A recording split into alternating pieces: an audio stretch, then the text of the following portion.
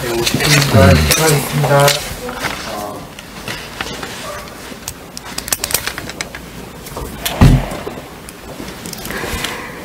네, 안녕하세요. 11시 50분 청와대입니다. 저는 청와대 부대변인 고민정입니다. 오늘은 좀 더 특별하게 새로운 분을 모셨습니다. 저에게는 이미 새로운 분이 아니시지만 아마 여러분들에게는 새롭지 않을까 싶습니다. 오늘 처음으로 1150에서 인사를 드립니다. 새로 오신 김의겸 대변인님 소개합니다. 네, 안녕하세요. 김의겸입니다. 신인 가수가 된 듯한 기분입니다. 노래라도 한 곡 하셔야 될 것 같은데요. 자, 사실 대변인님을 오늘 이 자리에 모시게 된 이유가 있습니다. 여러분께 가장 먼저 이제 입장을 발표를 하실 예정인데요. 어떤 내용이냐면 어제 아사히 신문에서 다음과 같은 보도가 있었습니다. 남북한 정부 당국자가 작년 11월 이후 연말까지 두 차례에 걸쳐서 평양에서 북한의 평창 동계올림픽 참가 문제를 협의했다라는 보도가 있었습니다. 이와 관련해서 말씀해 주실 거죠? 네, 일단 사실이 아닙니다. 이 기사 내용 중에 손톱만큼의 진실도 포함되어 있지 않습니다. 당국자도 아니고요. 작년 11월도 아니고 평양도 아닙니다. 사실 이렇게 일일이 하나하나 반박하는 게 오히려 좀 구차하게 느껴질 정도인데요. 만일 이게 사실이라면 지난해 11월부터 남북이 그렇게 속 깊게 대화를 나누는 사이였다면 이런 말들이 다 거짓이 되는 겁니다. 예를 들면 문재인 대통령께서 기적처럼 찾아온 남북대화의 기회다 이렇게 표현을 했습니다. 이거 자체가 거짓말이 돼버리는 거고, 북한의 김영남 상임위원장도 지난 10일이죠. 이렇게 표현을 했습니다. 40여일 전만 해도 누구도 이런 일이 벌어질 거라고 생각조차 못했다라고 이야기를 했습니다.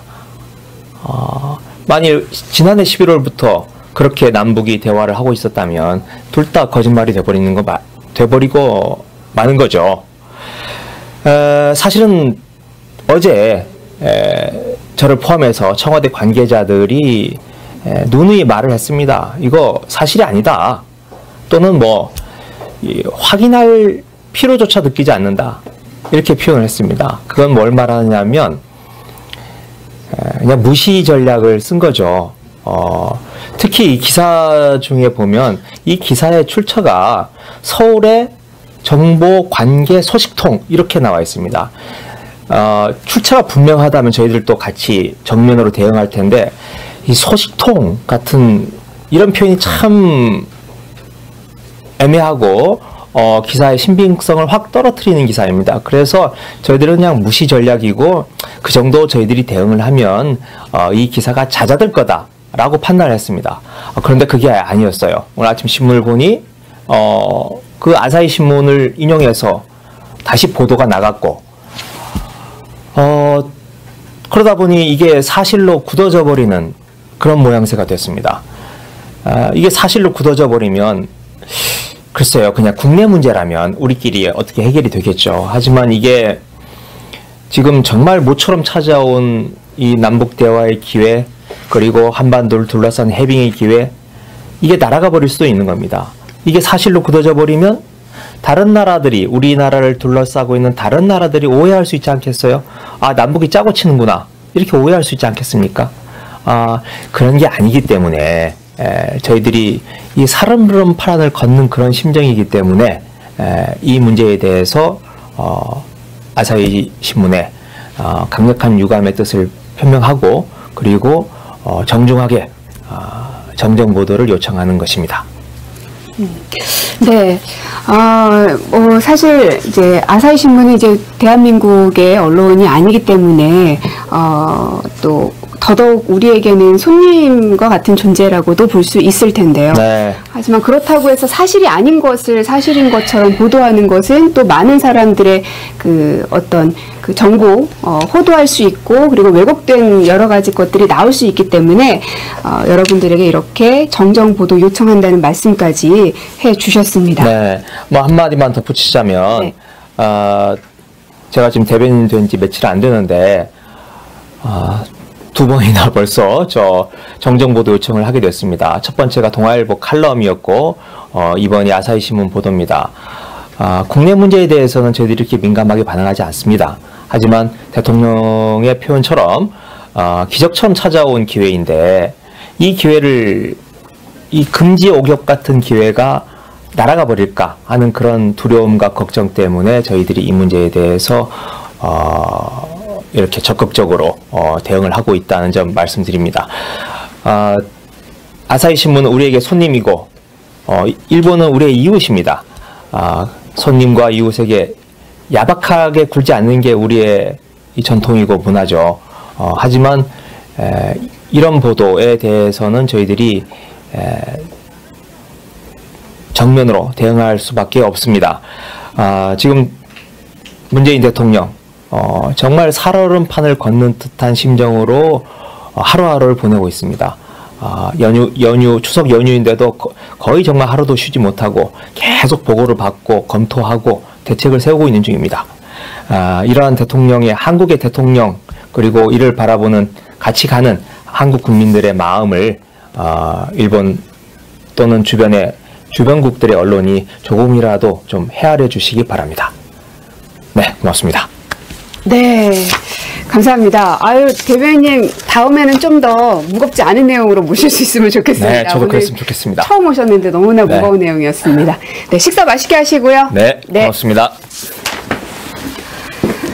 네, 이렇게 김은겸 대변인의 아사히신문과 관련된 브리핑 말씀을 들으셨고요. 오늘은 저 혼자 진행을 합니다. 조금 있다가 우리 송정화 행정관님께서 나타나실 거지만 그 전까지는 국내 소식은 제가 좀 전달해드리겠습니다.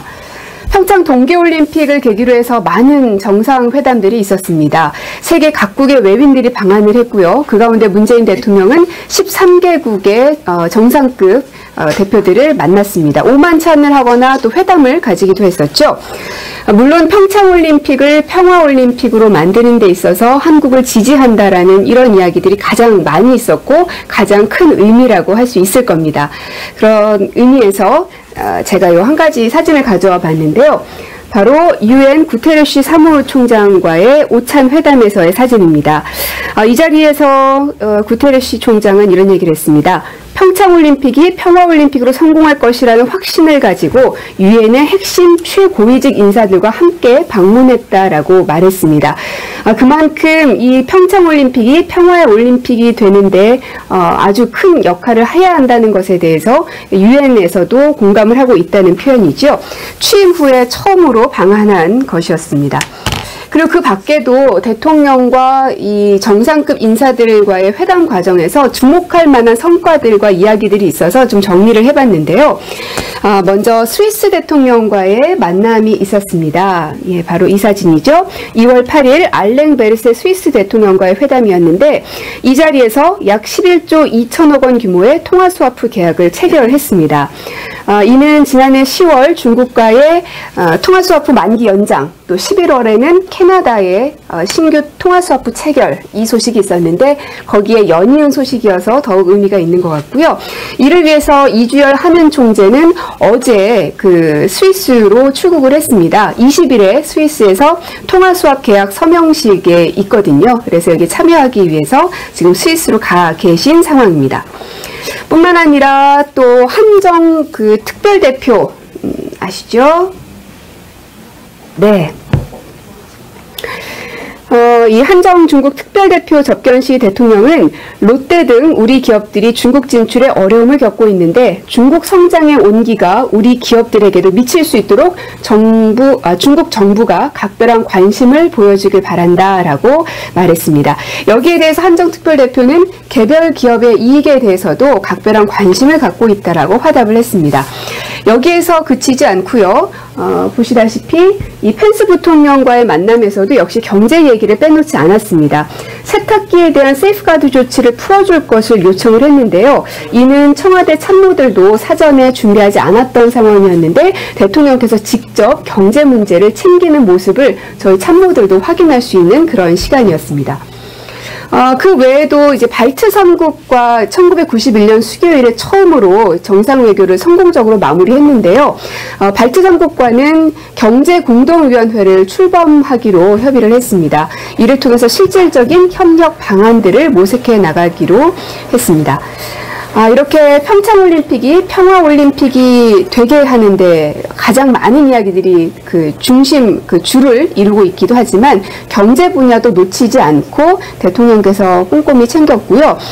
또 선물을 주고받기도 했었는데 선물도 이 각국 정상들이 주고받는 선물도 다 의미가 있습니다. 그냥 아무거나 하는 법은 없겠죠.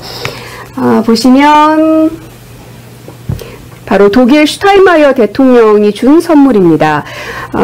평화공존 정책, 동서독 간의 이 평화공존 정책으로 독일과 유럽 내 긴장 완화를 실현했던 밀리 브란트 전 독일 총리의 초상화입니다.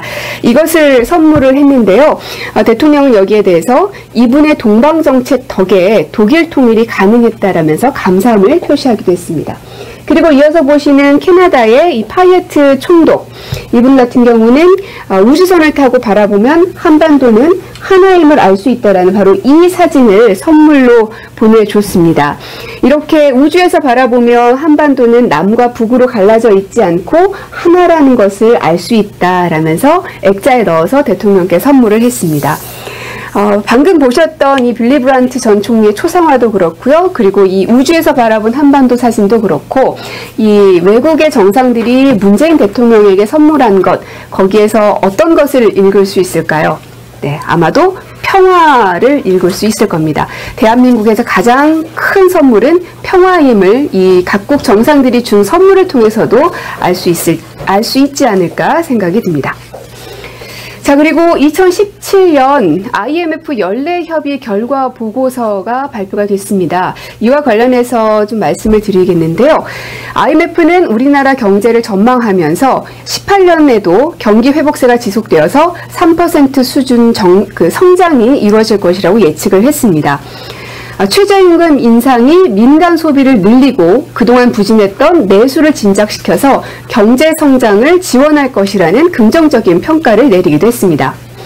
특히나 최저임금 인상으로 경쟁력이 저해될 것이라고 예상하지 않는다고 밝히기도 했고요. 그런데 이와 더불어서 IMF는 다음과 같은 권고 사항들을 내놓기도 했습니다. 한 가지는 18년 최저임금 인상이 경제 전반에 미친 영향을 분석하고 추가적으로 대폭 인상하는 것은 신중을 기할 필요가 있다라는 점 하나고요. 또 하나는 중소기업 지원은 한시적이어야 하며 정부는 적극적으로 노동시장 정책의 재원을 활용할 필요가 있다. 이 두 가지 권고사항을 냈습니다. 근데 문재인 대통령은 이미 지난 7월이었습니다. 여야 4당 대표 초청 오찬에서 다음과 같은 말씀을 하셨는데요. 1년간 최저임금 인상에 따른 결과가 한국 사회에 잘 정착될 수 있도록 하는 것이 중요하고 최선을 다하겠다라면서 1년 성과를 살펴보고 속도 조절을 해야 할지 아니면 더 가야 할지 결론을 내리겠다는 입장을 밝혔습니다. 관련 제도를 계속 보완하고 또 점검해 나가고 그리고 어떤 그 평가 지수들을 분석하고 그리고 그것들을 정책 결정에 반영하고 이런 것들은 IMF의 권고사항이 아니라 하더라도 정부가 당연히 해야 할 일일 것입니다. 그리고 일자리 안정자금 등 중소기업 지원도 면밀히 분석하고 동향들을 파악해서 진행해야 될 것이고요. 이 밖에도 IMF는 한국이 충분한 재정 여력을 활용해서 보다 확장적인 재정 정책을 시행하라고 권고를 했습니다. 그래서 소득 불평등을 축소하고 그리고 소득 주도 성장을 지원하기 위해서 취약계층들을 지원한다든지 혹은 고용 문제 그리고 적극적으로 그 노동시장 정책 등 이런 것들의 재정 지출을 더 확대할 필요가 있다라는 내용의 결과 보고서를 냈었습니다. 네, 여러분들 한번 참고를 해보시고요. 그리고 이번에 보여드릴 것은 문재인 정부 국정운영 5개년 계획이라는 책자입니다. 저희 문재인 정부가 출범하고 나서 초기에 이 국정과제, 100대 국정과제들을 이 책 안에 정리를 해놨었는데요. 이 책 안에는 여러 가지 정책들이 있지만 그 가운데 대학 등록 입학금 폐지 부분이 들어가 있습니다. 유아에서 대학까지 교육의 공공성 강화라는 과제를 설정하고 2018년부터 대학생이 체감할 수 있는 등록금 부담 경감을 위해서 입학금을 단계적으로 폐지하겠다라는 추진 계획을 발표했었는데요. 이것이 어제 보도를 통해서 여러분들 아마 귓속에도 이미 소식이 도착을 했을 겁니다. 국립전문대 8곳을 포함해서 국공립대학 49곳, 49곳은 이미 전면적으로 폐지가 됐고요. 그리고 전국 330여 곳 대학들은 세부 이행 계획을 수립해서 제출을 했습니다. 보면 해마다 13에서 20%씩 입학금을 줄여서 최종적으로 2022년에는 입학금이 0원이 되는 겁니다. 그래서 학교마다 조금씩 다르겠지만 실질적으로는 학부모와 학생의 부담이 2021년 혹은 2022년에는 0원이 되는 것이죠. 그야말로 등록금 때문에 허리가 휘겠다 이런 이야기는 그래도 조금이나마 가벼워지지 않을까 하는 기대를 해봅니다. 자, 그럼 이제 외신을 소식을 들어봐야겠습니다. 예, 송정화 행정관님 모시겠습니다. 반갑습니다. 네. 네. 아이고, 반갑습니다. 이렇게 같이 앉아보는 건 처음이에요. 예. 영광입니다. 저야말로 영광입니다. 자, 그럼 오늘 어떤 내용들이 있는지 일단 외신들을 살펴보니까 네. 평창올림픽에 대한 얘기들이 참 많네요. 네. 지난 저희가 이제 설 연휴 때문에 좀 쉬었잖아요. 네. 그래서 그간 외신 보도가 많이 쏟아졌습니다. 그래서 다 소개해드리기 어려울 정도인데요. 그래서 몇 가지 좀 골라봤습니다. 전방위적으로 문화면 문화시설, 또 한국인들의 친절함 등 여러 가지를 전부 다 이렇게 호평을 하고 있는데요. 첫 번째를 보여드릴까요? USA Today입니다. 예. 보시면은 Keeping Olympics Safe, South Korean gun laws make a mass shooting nearly unfathomable. 그러니까 미국 언론이다 보니까 네. 미국에서는 총기 난사가 끊이지 않고 일어나고 있잖아요. 네. 그래서 관심이 많은 것 같아요. 한국에서는 총기 소유 자체가 법으로 금지되어 있기 그렇죠. 때문에 이런 총기 난사와 같은 것은 거의 상상하기 어렵다. 그래서 평창 올림픽 이 주변에 보면은 다른 나라에서는 이렇게 중무장한 군 병력들이 군대. 서 있는데 아, 예. 그렇지 않다. 평창은 굉장히 안전하다라고 짚어주고 있습니다. 네, 안전한 올림픽이 되고 있는 거네요. 네, 외신들에서. 그렇습니다. 예. 그리고 또 이거 먼저 할까요? 뒤에 바로 뒤에 있으니까 여기 이거는 Forbes입니다. Forbes를 보면은 Lessons from Sochi, 소치에서 배운 교훈. How South Korean managed to keep its Olympics costs so low. 그러니까 한국이 동계올림픽 비용을 절감한 비결. 아시는 분은 아시겠지만 이번에 그 개회식 그리고 폐회식장으로 쓰일 주 시설이 네. 지붕이 없잖아요. 네. 임시 건물입니다. 그래서 이제 행사가 끝나면 그게 철거가 되는데 네. 지붕을 만들지 않고 비용을 절감한 거죠. 그래서 네. 이런 구조 때문에 추위에는 취약하지만 장기적으로 봤을 때는 잘한 선택이다. 이 평창 올림픽이 예산 절감에 네. 모범을 보여줬다라고 평가하고 있습니다. 제가 지붕 없다고 해서 굉장히 걱정 많이 그렇죠. 했었는데 다행히 그날 이렇게 춥지 해석을 않아서. 하시네요. 그렇죠. 비용 측면에서는 장기적으로 봤을 때는 잘한 선택이다라고 포브스에서 짚어줬고요. 네. 그리고 또 뉴요커입니다. A New Game at the Winter Olympics. 이거는 평화 해빙 무드. 이번 올림픽 계기로 평화 해빙 무드가 조성이 되었는데 이런 소중한 기회를 놓치지 말고 간과해서는 안 될 것이다라고 풀이하고 있습니다. 그래서 평화 올림픽이다라는 네. 게 있고요. 사실 평창올림픽이 평화올림픽이 될 것이고 돼야 한다라는 바람들을 외국에서 더 많이 네, 하시는 것 맞아요. 같아요. 거의 평화를 계속 이어가야 되는 중요한 모멘텀으로 활용을 해야 한다라는 논조는 거의 다 어떤 외신에서도 찾아보기 어려울까, 그러니까 모든 거의 빼놓지 않고 모두가 거의 다 모두가 공통된 거죠? 의견이라고 보시면 되겠습니다. 로이터인데요. 네. 이 로이터는 보면은 IOC gives Pyeongchang Games thumbs up at the halfway mark. 이제 평창 올림픽이 중반을 넘어섰는데 IOC의 수석국장, 두비 수석국장이 이제 발언을 했는데요. 지금까지 별 차질 없이 순항하고 있다. 네. 그리고 경기장 시설도 좋고, 네. 그래서 선수들이 경기에만 집중할 수 있도록 되어 있고, 선수들도 중요하죠. 선수들도 모두 선수촌 비롯하여 경기장 시설이 너무 좋아서 호평을 하고 있고 칭찬이 끊이지 않고 있다고 발언을 했습니다. 제목 보면 엄지척입니다. 네. 잘하고 있다라고. 아니, 사실 이런 이야기들을 우리가 직접 하면 참 쑥스러운데 쑥스럽긴 하지만 바깥에서 해주시니까 그렇죠. 네, 훨씬 신뢰도가 좀 올라가네요. 네네. 이런 소식도 있었고요. 또 뉴욕타임스 기사를 볼까요? 많은데요? 너무 많아서, 예. Why the Pyeongchang Games are different from all the others. 평창 올림픽이 다른 올림픽과 차별화되는 이유. 그래서 여러 가지가 있는데, 이제 일단 음식부터 굉장히 이채롭다. 맵거나 달거나 맛이 강렬하다. 외국인들 입맛에 안 맞으면 어떡하나 했는데. 그렇죠. 굉장히 이채롭다라고 네. 소개를 하고 있고요. 또 밖에 날씨는 굉장히 춥지만 난방은 너무 훈훈하다. 그런 것도 네. 있고 올림픽 시설에 그 음량이 굉장히 크게 나오나 봐요. 네, 그래서 감각적으로 굉장히 즐길 거리가 많다라고 소개를 하고 있습니다. 아무래도 또 젊은 분들에게는 그렇죠. 이 사운드가 되게 네, 중요하거든요. 그것만으로도 어떤 세련된 이미지를 가져갈 수 있으니까. 그리고 우리 패션 커넥티드 네. 이 슬로건에서도 알 수 있듯이 여러 신기술의 전시의 장이 되고 있다라면서 여러 가지 면에서 평창 올림픽이 다른 올림픽과는 다르다라고 네. 소개해주고 있습니다.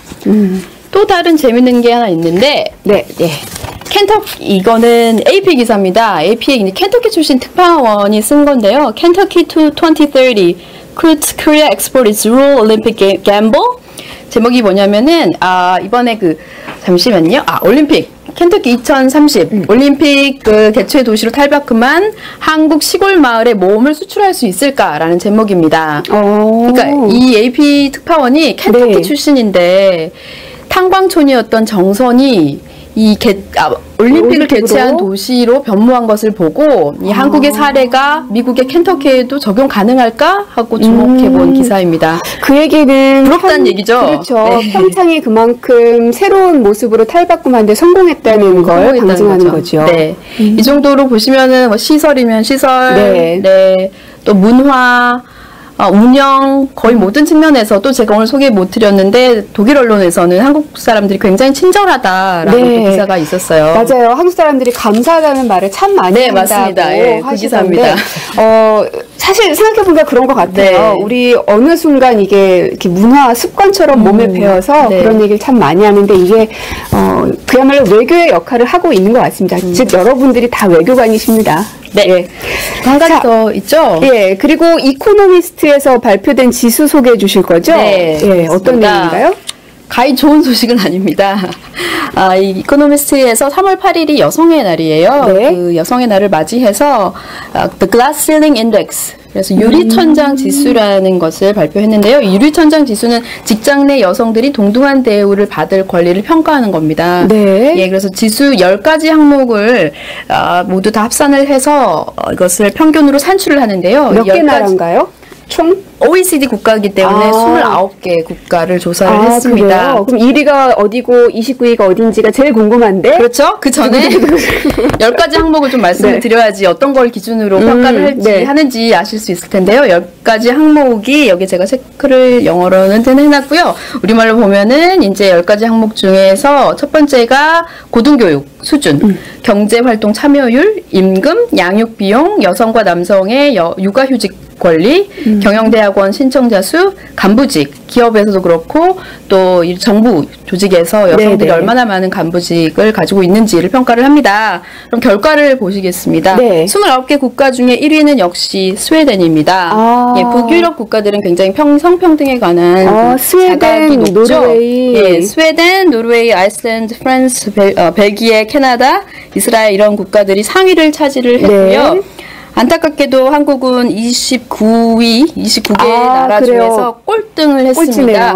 예, 작년에도 사실 꼴찌였고요. 그 위에 바로 위에 일본이 있습니다. 그래서 저희가 앞으로도 갈 길이 멀다라는 생각이 들고요. 하지만 이 기사 말미에 보시면 비록 하위에 위치해 있지만 한국에서는 이제 여성들이 점점 커진 본인 여성들의 권한 강화를 자각하면서 최근에는 이 미투 운동이 벌어지고 있다라고 짚어주고 있습니다. 네.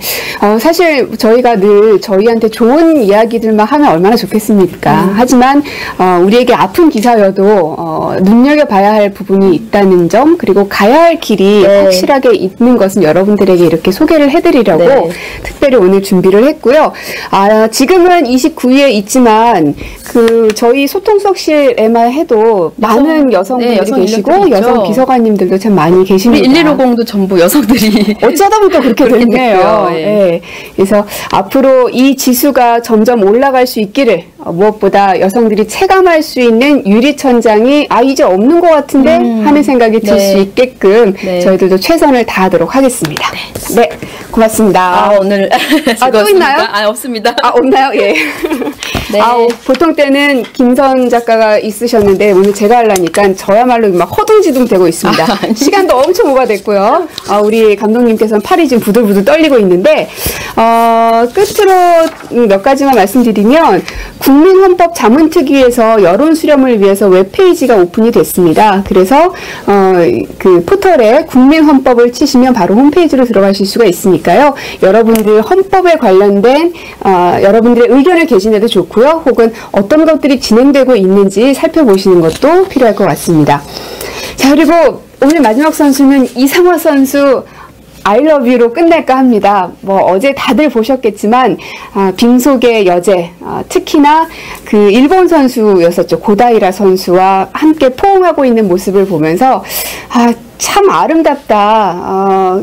나는 어떤가, 우리는 어떤가, 이런 생각들을 하면서 같이 가슴 뜨거웠던 순간이었는데, 여러분들에게도 그 가슴 뜨거운 순간이 오늘, 내일 쭉 이어질 수 있기를 바라겠습니다. 자, 그럼 저는 여기서 이만 인사를 드리고요. 김선 행정관은 내일 함께 인사드리도록 하겠습니다. 고맙습니다. 수고하셨습니다. 네, 수고하셨어요. 다 한 건가? 네, 다 했어요. 예. 아이고, 수고하셨어요.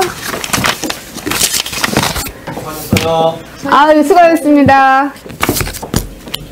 와. 오늘 너무 오래 했다, 너무. 아이고.